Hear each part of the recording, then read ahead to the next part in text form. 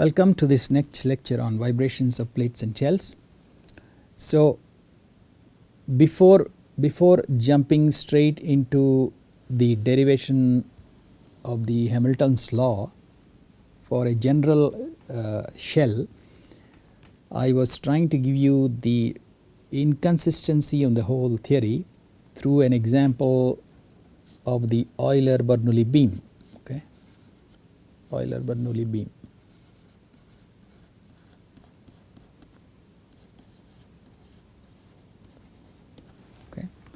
Now what I want to do is first I would like to derive the Euler Bernoulli beam equation,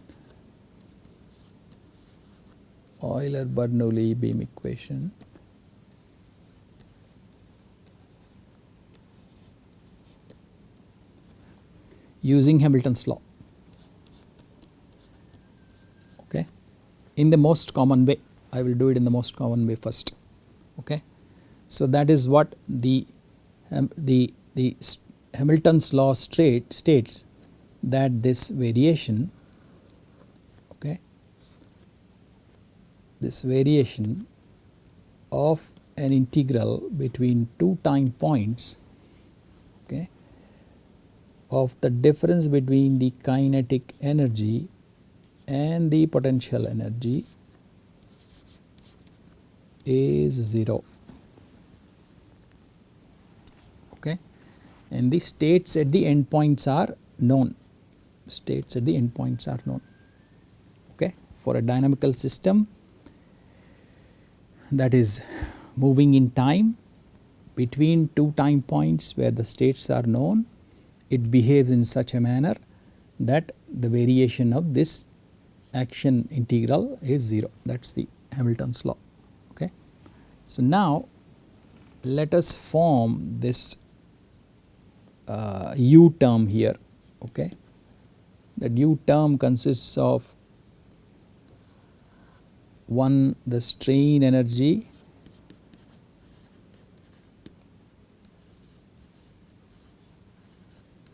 and the other the from the external load.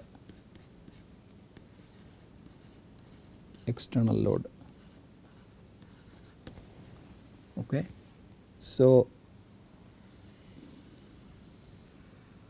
the strain energy term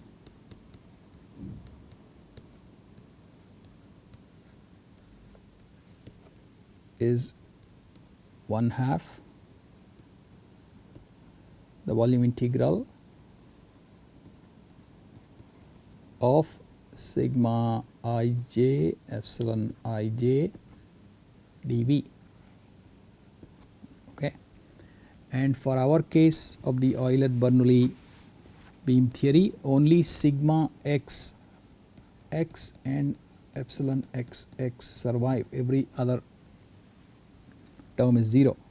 So what we have here is equal to 1/2, okay, the integral along the y direction, the integral along the x direction, which is 0 to L, the integral along the h direction, which is minus h by 2 to h by 2, sigma xx epsilon xx, okay, dz dx dy. Now there is no dependence in the y direction, so this will give me the width of the beam. Let us say it is b. Okay, so this becomes equal to, or let us say, let's hold on, let's hold on. Let us talk of the displacement u of x, which is now minus z dw by dx. Okay, then epsilon xx is equal to minus z d2w dx square. Then sigma xx is equal to E epsilon xx which will be equal to minus Ez d2w dx square. Okay, and so my strain energy term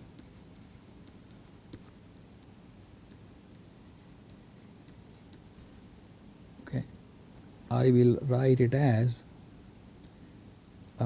equal to b by 2 integral 0 to L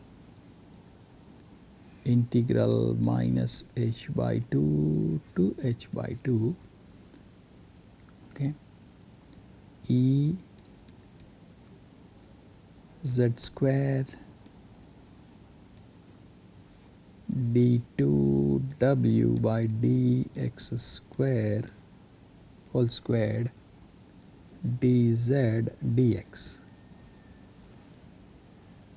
Okay, now only this z is a function of z, these are not functions of z, and so this ends up looking like b by 2 E h cube by 12 integral 0 to L del 2 or hold on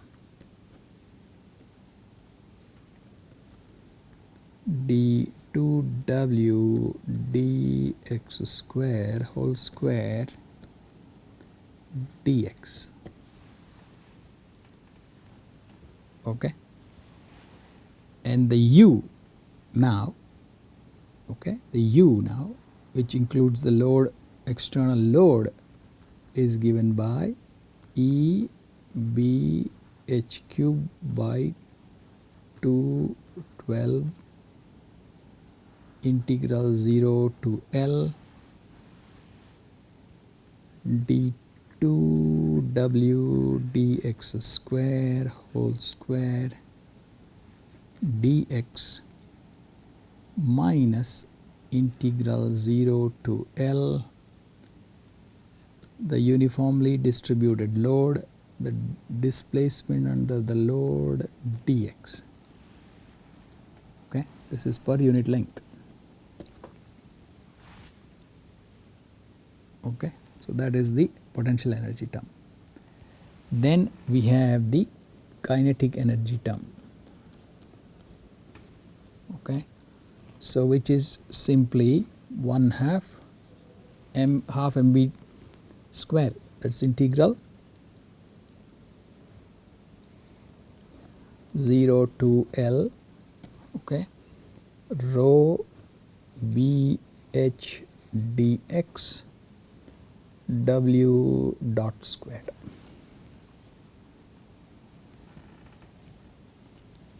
Okay, w dot squared. So then the Hamilton's law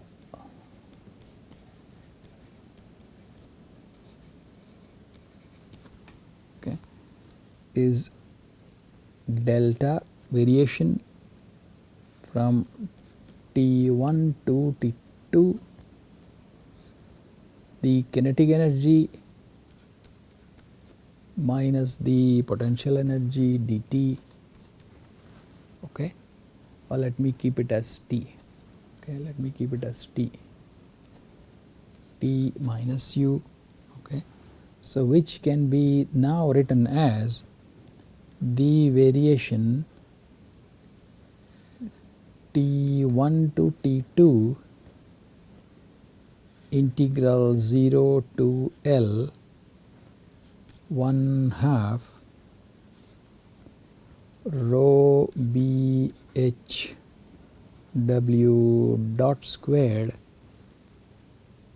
minus E b h cube by 12 d2w by dx square whole squared plus q of x w of x dx dt.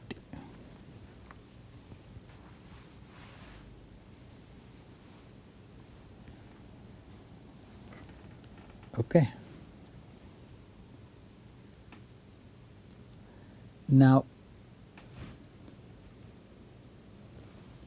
here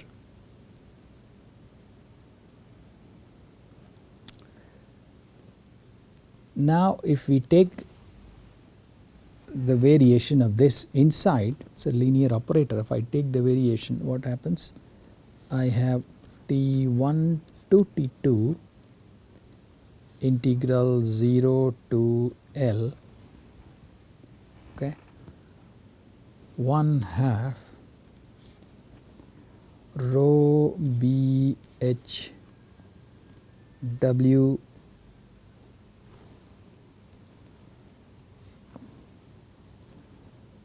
twice w dot delta w dot minus e b h cube by 12 twice w double dash delta w double dash, where dash is ddx, okay, ddx is a dash, plus q delta w dx dt.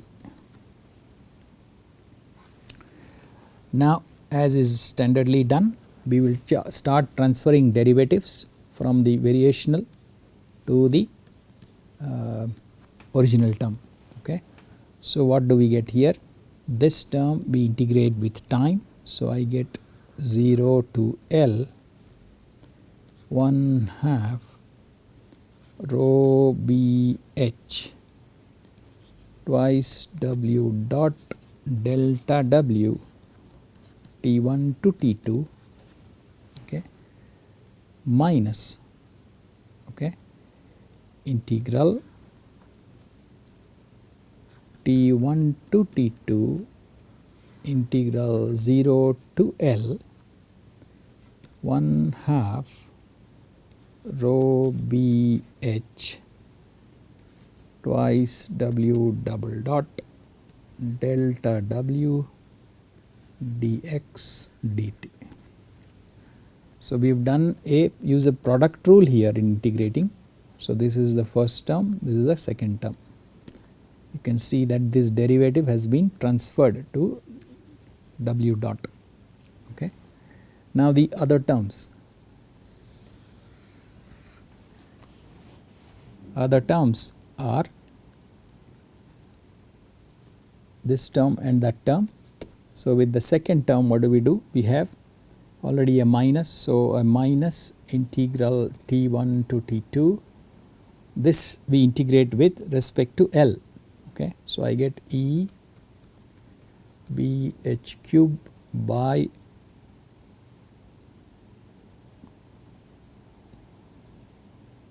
12, okay, then w double dash delta w dash 0 to L,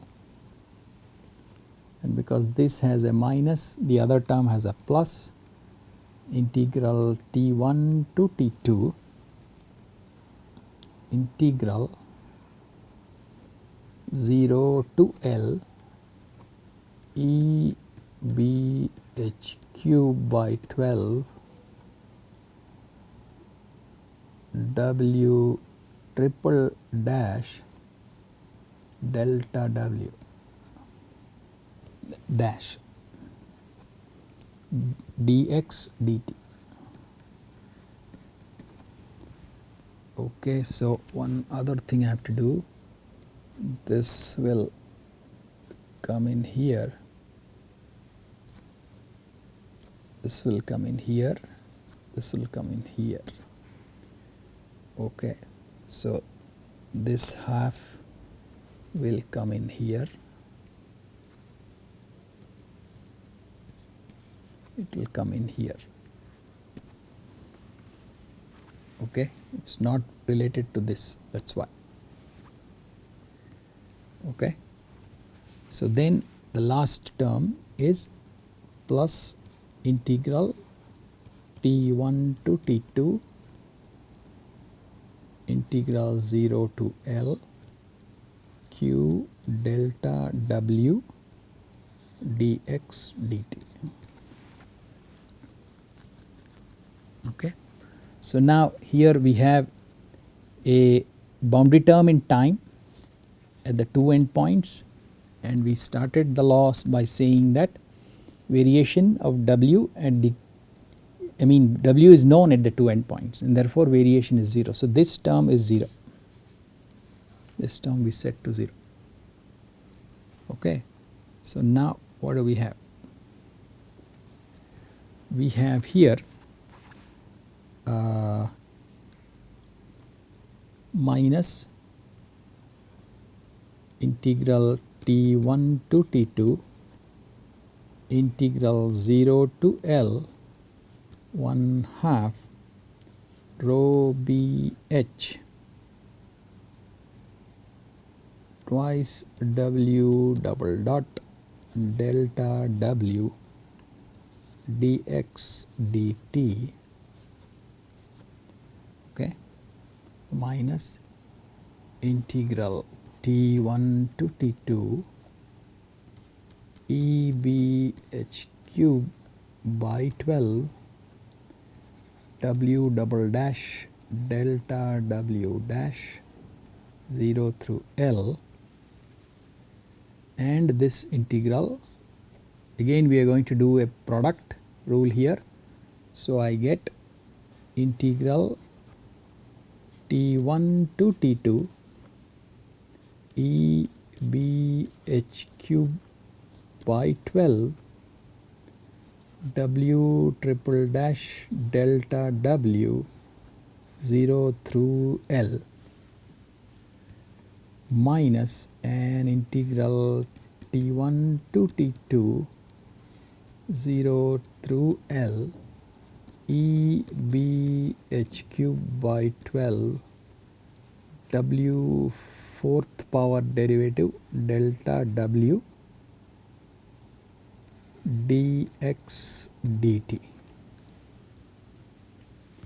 okay, plus integral t1 to t2 0 through L q delta w dx dt.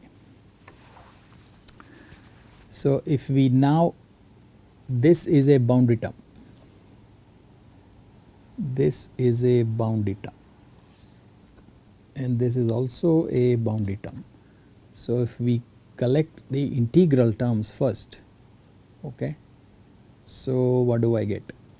I get integral t1 to t2 integral 0 to L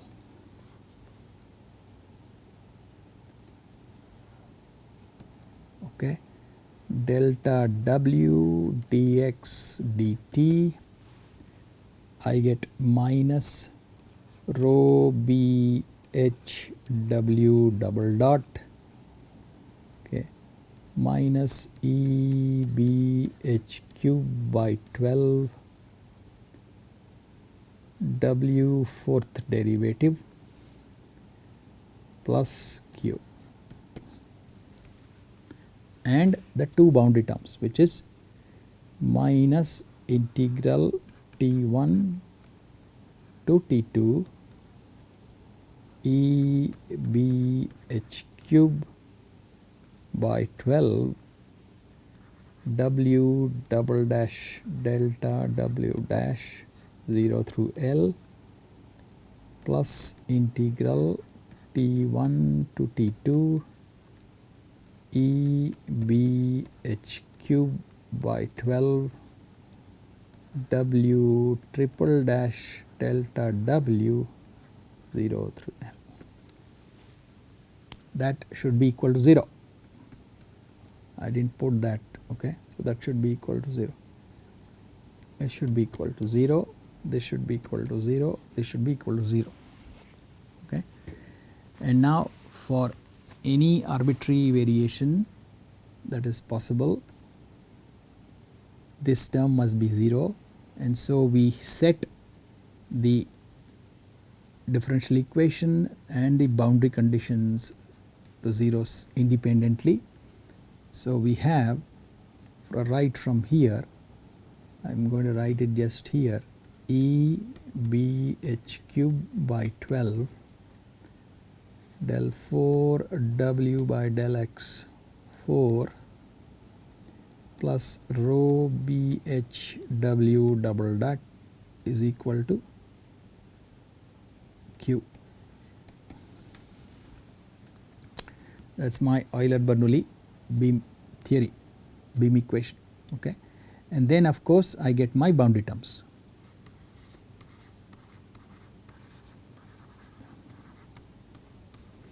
I am not dwelling so much right now on the boundary terms, we will come to it later. Okay. But we have derived the Euler Bernoulli beam equation. One other thing is that in accounting for the kinetic energy, we have ignored rotational inertia.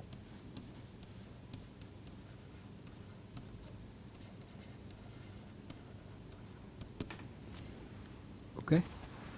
So we will do that in our full plate and shell pursuit also. We will ignore the rotational inertia. That is why I am showing you this beam theory.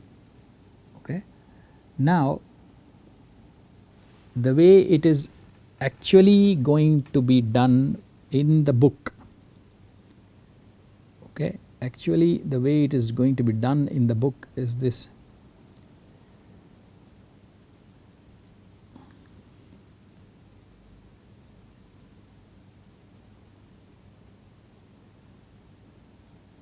The Euler Bernoulli beam theory, let me just state,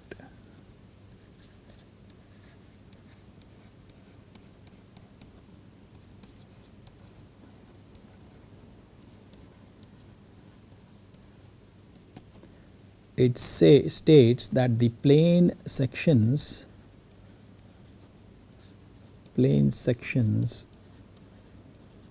remain plane. Okay. That means a section that was like this plane after deformation, okay, after deformation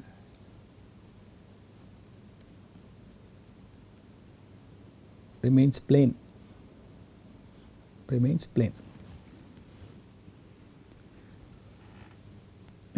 Okay. It means in an exaggerated sense it does not do like this, okay, does not do like that. The other is that normals to vertical planes remain normal, or let me say normals to cross sections,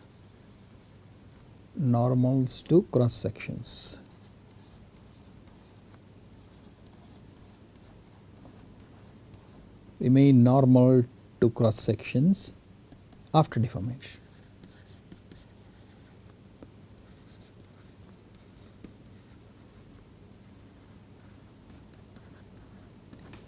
Okay. So if we have, I will make it thick.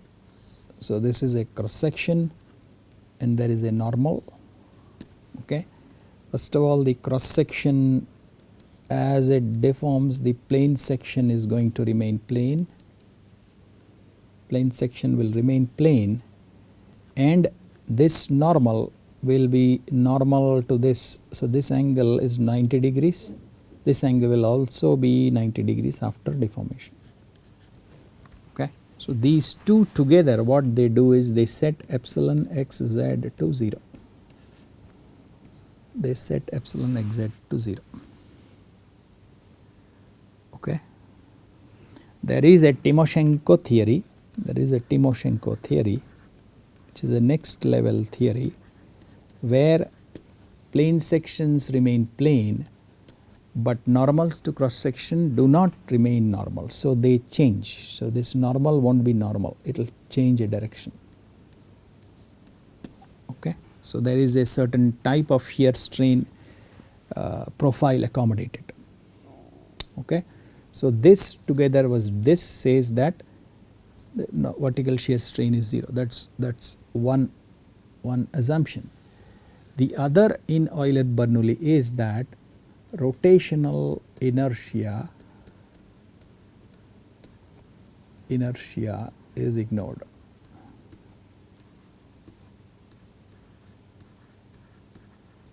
Rotational inertia is ignored. Okay. So you see all the assumptions that are coming in. So now what's the idea? We have already done or found the Euler Bernoulli beam equation using Hamilton's law. I want to show you how it is done in the book by Werner Sodel. Okay. The reason is that if we see it for an Euler Bernoulli beam theory,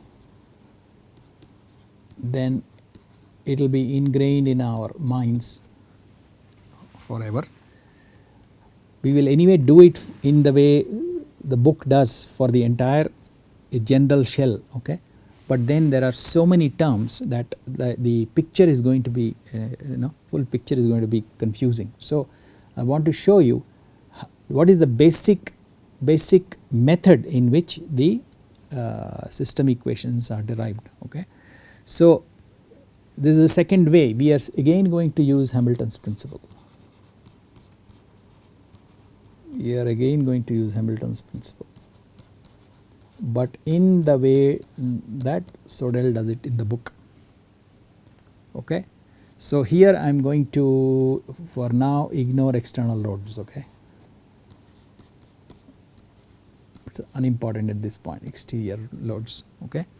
So what we now begin with is the potential energy is given by U, which is volume integral 1/2 sigma xx epsilon xx plus sigma xz epsilon xz dV. Okay. So at this stage we do not enforce the fact that xz is 0. Okay. We do not do it at this stage. And then delta of U is given by V sigma xx delta epsilon xx plus sigma xz delta epsilon xz dV. How this equation comes from here, I will prove it later for the general case. Right now you accept it. Okay. Then if my total axial displacement is this mid-plane displacement plus z beta, then my epsilon xx is given by del u by del x plus z del beta by del x. Okay. And epsilon xz is given by del by del z u plus z beta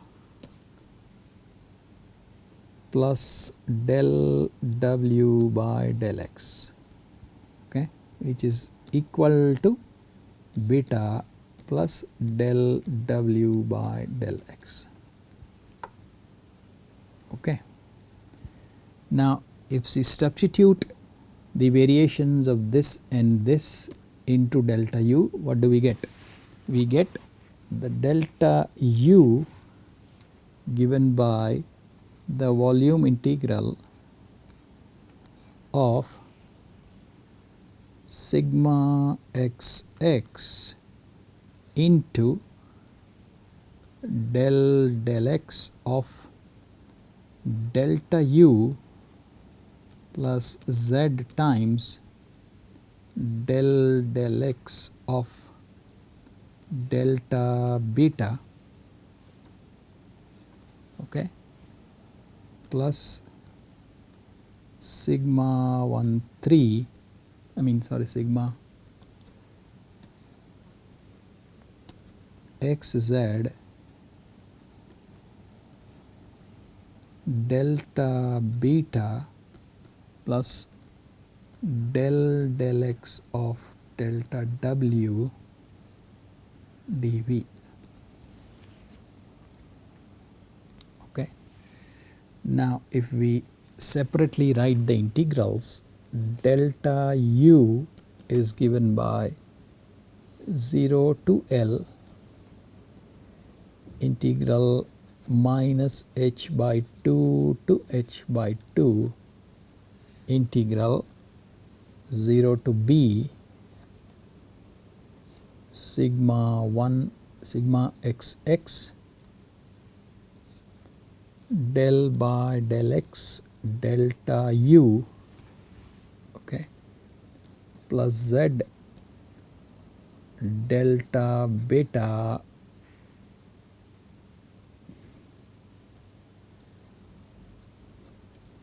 del x delta beta plus sigma xz delta beta plus del x delta w dy dz dx. Okay. So now there is no dependence on y. Okay. So just a b falls out. Okay. So what we have is and if we do the h integral, because this depends only on x, this depends only on x, this depends only on x, and this depends only on x. Okay. So wherever the z dependence is, there is a z dependence here, there is a z dependence here. Okay.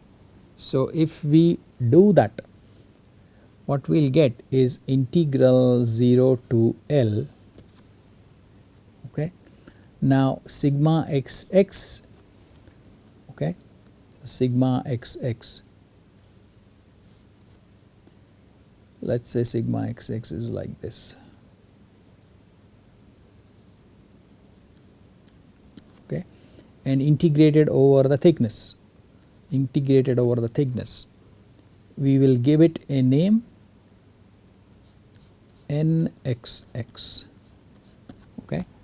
It is not a full force because sigma xx into the thickness dimension is force per unit length. Okay. So this is called a force resultant.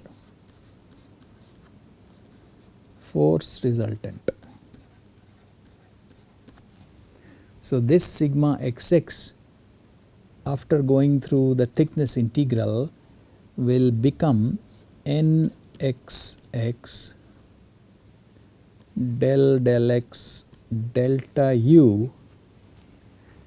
Similarly, sigma xx, this sigma xx, whatever profile, if you multiply by z, okay, if you multiply by z, suppose you have some profile sigma z, sigma x, and this is my thickness, my z axis.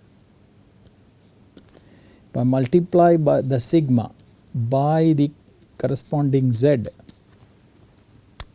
then I get a moment. Okay. So I get a moment, but that is not a full moment because it is a moment per unit length, just as this was a force per unit length. And so what we get here is plus mxx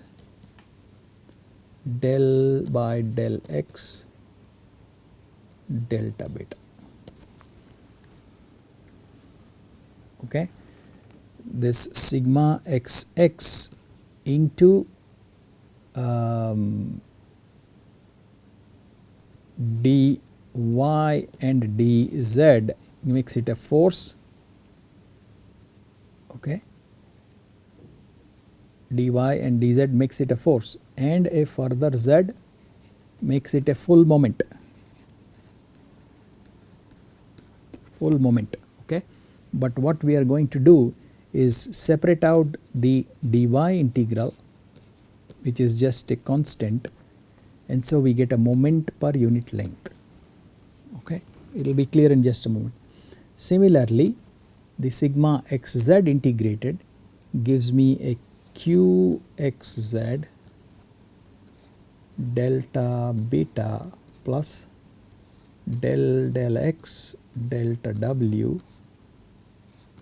Okay, and the b comes outside, b dx. So mmxs into b is a full moment, qxz into b is a full force. Okay, so this is a force resultant, this is a moment resultant, this is a force resultant. Okay, so now what do we do? What we do here is we will transfer these derivatives. Wherever there is a derivative, the variation term will transfer the derivative. Okay, so now my delta u becomes the first we'll call it term 1, term 2, term 3. Okay, so we'll do term 1.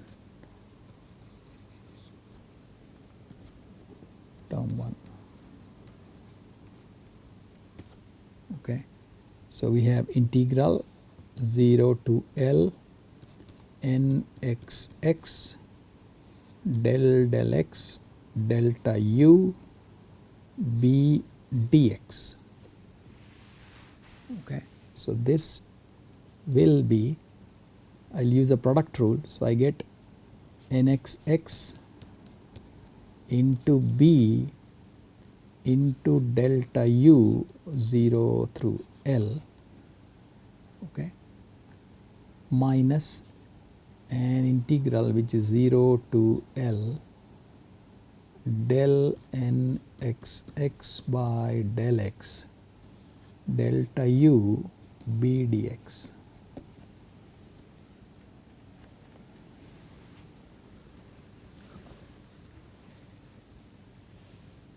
Okay, and then I get second term, term 2.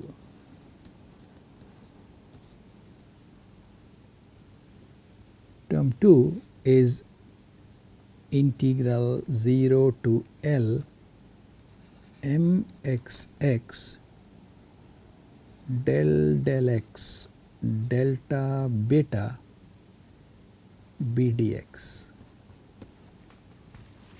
Okay, so that is equal to mxx delta beta into b 0 to L minus integral 0 to L del mxx by del x delta beta b dx. Okay, and term 3. Term 3 is integral 0 to L, okay, qxz delta beta plus qxz del x delta w into b dx. Okay.